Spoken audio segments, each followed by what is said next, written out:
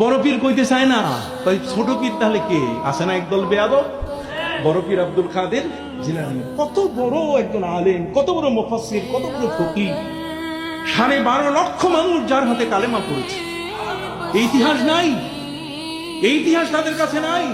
আমার দেশে যারা ইসলাম নিয়ে আসলেন, ওই গৌর গোবিন্দের সময়, গোবিন্দরাজের সময়ে সুরমা নদী যাতে পাড়ি দিতে না পারে, ওপারে পাথরের একটার পরে একটা সারি সারি করে দাঁড়িয়ে এমন ভাবে রেখে দিল যাতে হযরতে শাহজালাল ইয়ামানী তার 360 জন ভক্ত মুরিদ নিয়ে যেন পার হতে না পারে।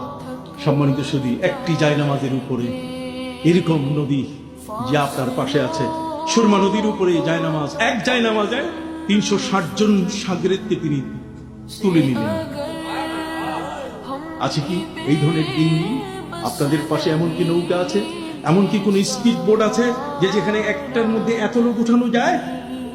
360 জন সাথীকে তিনি নিয়ে নদীর মাঝখানে চলে গেলেন। গোবিন্দরাজের সৈন্যরা এখন অপেক্ষায় যে এপারে আসলেই সাথে সাথে পাথরের বৃষ্টি হবে, একটার পরে আরেকটা পাথর মাথার উপরে চেপে বসবে।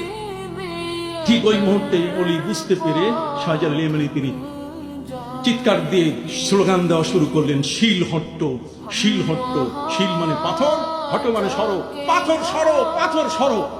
এক স্লোগানের ঠেলায় পুরা পাথর একেবারে শূন্য হয়ে গেল, কোনো পাথর নাই। সব পাথর উড়ে উড়ে পালানো শুরু করল।